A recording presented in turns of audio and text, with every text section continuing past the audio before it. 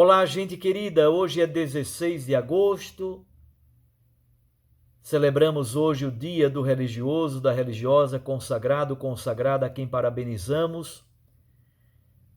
E a Igreja Católica celebra a solenidade da Assunção de Maria Santíssima ao céu, em corpo e alma. O texto do Santo Evangelho é de Lucas, capítulo 1, de 39 a 56, a visita de Maria a Isabel. Eu não vou ler o texto, porque quero comentar os vários textos da liturgia de hoje. Gostaria então de começar dizendo que o Papa Pio XII, no dia 1º de novembro de 1950, solenidade de Todos os Santos, pela Constituição Apostólica Munificentíssimos Deus, o Papa Pio XII então declara o dogma da Assunção de Maria. A declaração do dogma é recente, é do século XX, mas a maturação da fé da Igreja provém desde os primeiros séculos. Nos primeiros séculos do cristianismo, já se tinha notícia de reflexões teológicas sobre a dormição de Maria, vinculada a essa participação de Maria na glória do seu Filho Jesus. Fundamentalmente, o que diz esta verdade de fé? Que a Virgem Maria, Mãe de Deus, foi elevada à glória do céu e ela se torna a aurora e esplendor da Igreja triunfante, como diz o prefácio da missa de hoje, consolo e esperança para o povo a caminho, enquanto nós ainda esperamos a glória eterna. O texto da proclamação do dogma assim diz: a augusta Mãe de Deus conseguiu ser conservada imune da corrupção do sepulcro e, do mesmo modo que seu filho antes, vencida a morte, ser levada em corpo e alma à suprema glória do céu, onde brilharia como rainha à direita do seu próprio Filho, Rei imortal pelos séculos. Depois o Papa Pio XII resume e declara solenemente: a Imaculada Mãe de Deus, sempre Virgem Maria. Perceba que o Papa retoma os 3 dogmas marianos anteriores: Mãe de Deus, Virgem Maria, Imaculada. Cumprido o curso de sua vida terrestre, foi assunta em corpo e alma à glória celestial. Ora, para compreender o significado deste dogma, é preciso perceber qual é a fundamentação bíblica que o Papa utiliza e a fundamentação teológica, fruto da fé constante da Igreja ao longo dos séculos. O Papa Pio XII recorda Gênesis capítulo 3, versículo 15, especialmente Romanos capítulo 5, o antigo Adão e Cristo, o novo Adão. Se nós morremos no velho Adão, nós vivemos e ressuscitamos no novo Adão que é Cristo. E sobretudo 1 Coríntios 15. Vamos observar um pouco esses textos que a liturgia de hoje nos propõe. O dogma da Assunção de Maria não simplesmente diz algo sobre Maria. Em primeiro lugar, esta verdade de fé diz algo profundamente cristológico. A primeira grande afirmação diz respeito a Cristo Jesus. E para isso é preciso reler São Paulo em 1 Coríntios, capítulo 15. O texto da primeira leitura são os versículos 20 a 27. O que diz São Paulo resumidamente? Cristo Jesus ressuscitou dos mortos como primícias dos que morreram. Pelo primeiro Adão entrou no mundo a morte, o pecado e a morte. Por um novo homem, Cristo, o novo Adão, entrou a ressurreição e a vida. Por isso diz São Paulo, em Cristo todos reviverão. Só que São Paulo estabelece uma ordem, ele diz, primeiro Cristo, depois aqueles que pertencem a Cristo.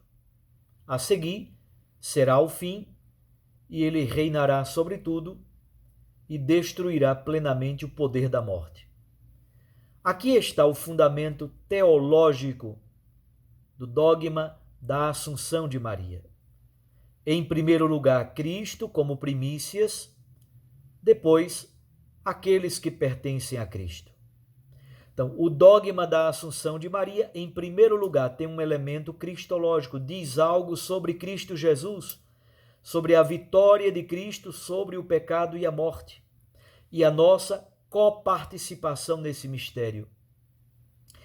Muitas vezes os cristãos esquecem aquilo que diz São Paulo na carta aos Colossenses, o Cristo total. Não existe Cristo, cabeça, sem o seu corpo, que é a igreja. E não existe cabeça, não existe corpo sem a cabeça, que é Cristo. Em linguagem mais corriqueira e popular, ninguém nunca viu por aí uma cabeça descorporificada, nem um corpo descabeçado, desculpando o neologismo. Isto é, o Cristo total é Cristo com a sua igreja. E é aqui que nós compreendemos a participação de Maria de modo tão especial na glória do seu Filho Jesus. O salmo que nós cantamos na liturgia de hoje é o Salmo 45. Este salmo cantava exatamente a presença da Rainha Mãe à direita do Rei. Toda a patrística, a teologia cristã, sempre leu este salmo à luz de Maria Santíssima como Rainha Mãe à direita do seu Filho Jesus, vestida com ricos brocados de ouro de Orfi. A segunda leitura de hoje é do livro do Apocalipse, o finalzinho do capítulo 11 e o início do capítulo 12. Aqui, além de um elemento nitidamente eclesiológico sobre a igreja, também temos um elemento antropológico sobre a humanidade. Percebam quantos galhos, quantas ramas apresenta o dogma da Assunção de Maria. O que diz o texto do Apocalipse? Apareceu o templo de Deus aberto no céu e ali surgiu a Arca da Aliança. A Arca da Aliança, sabemos, no Antigo Testamento, dentro dela estão as tábuas da lei mosaica, as tábuas da aliança. E Davi traz a Arca da Aliança para o Templo de Jerusalém. Transfere numa procissão belíssima com cantos e muitas oferendas, devolve a Arca da Aliança a Jerusalém. Maria Santíssima é a Arca da Aliança por excelência, porque ela carrega em seu seio virginal não mais as tábuas de pedra da lei, mas ela carrega em seu seio virginal Jesus Cristo, a verdadeira e definitiva aliança. Não somente aparece um grande sinal, uma mulher vestida de sol, tendo a lua debaixo dos pés e sobre a cabeça uma coroa de 12 estrelas. Alguém pode dizer, mas essa mulher no livro do Apocalipse é a comunidade cristã messiânica, é a igreja. É, e não somente. Uma das grandes características do livro do Apocalipse é a polissemia, é a riqueza de significados que os símbolos apresentam. É a igreja, é a comunidade messiânica, é o novo povo messiânico, é tudo isso. Mas não deixa de ser também Maria, a mãe do Messias, toda vestida de Deus, vestida de luz. Com a lua debaixo dos pés, ela pisa a lua, ela pisa o tempo, ela pisa a história, grávida, gritando de dor. E ela dá à luz o Messias e ela é protegida por Deus. Então, a leitura do livro do Apocalipse, que é a segunda leitura da liturgia de hoje, ao mesmo tempo em que tem um nítido valor eclesiológico, trata da nova comunidade messiânica, a igreja, mas ela também tem um valor antropológico, trata de Maria, a mãe do Messias, e da humanidade nova, da qual Maria Santíssima é o ícone. Chegamos então ao texto do Santo Evangelho, a visitação de Maria a Isabel. Zacarias e Isabel simboliza como que todo o Antigo Testamento, os pobres de Adonai, que esperam ansiosamente a manifestação do Senhor. Isabel é a estéril, idosa, que pelos milagres absolutos de Deus gera um filho e dá à luz.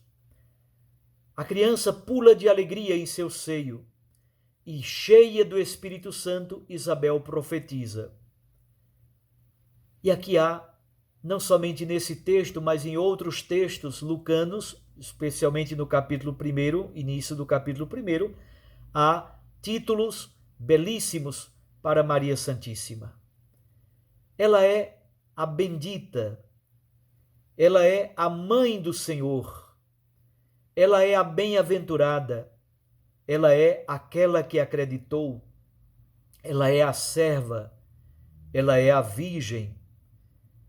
E Lucas utiliza um título belíssimo, que charitomene. Esse particípio, na língua grega, é um particípio perfeito. Significa que ela, Maria, foi toda agraciada, ela permanece no presente agraciada e ela permanecerá para o futuro, toda cheia de graça. É esta a nuance do tempo perfeito na língua grega, uma ação que começa no passado, mas cujos efeitos perduram para o presente e para o futuro. No Evangelho de Lucas, Maria é a discípula perfeita. Ela ouve a palavra de Deus, primeiro. Segundo, ela guarda a palavra no seu coração e a medita. Terceiro, Maria se questiona pela palavra. Quarto, Maria questiona o próprio Deus. A sua ousadia na fé faz com que ela questione o próprio Deus. Como é que vai acontecer isso se eu não conheço homem algum? Quinto, Maria consente e diz: faça-se em mim segundo a tua palavra. É aquela que acolhe a palavra de Deus em seu seio virginal. Sexto, a palavra de Deus em Maria gera fruto e a palavra se encarna, a palavra se torna vida, Jesus Cristo. Sétimo, Maria se torna missionária. Ela anuncia e testemunha a Zacarias e Isabel aquilo que a misericórdia de Deus fez em sua existência. Minhas irmãs, meus irmãos, faz, portanto, parte da fé da Igreja, da devoção do povo cristão durante séculos, esta verdade de fé. Maria participa plenamente da glória do seu Filho. Ela é imagem da nossa esperança. Exaltada pelo Senhor como Rainha do céu, ela vive essa estreita comunhão com o seu Filho Jesus Cristo e participa plenamente de sua sorte. Como diz o Catecismo da Igreja Católica, Maria vive, por meio do dogma da Assunção, uma singular participação na ressurreição do seu Filho Jesus Cristo. E, ao mesmo tempo, é uma antecipação da ressurreição dos outros cristãos. Maria se torna ícone escatológico da Igreja. Assim, nesta solenidade, temos elementos nitidamente cristológicos, temos elementos nitidamente eclesiológicos, temos elementos nitidamente antropológicos.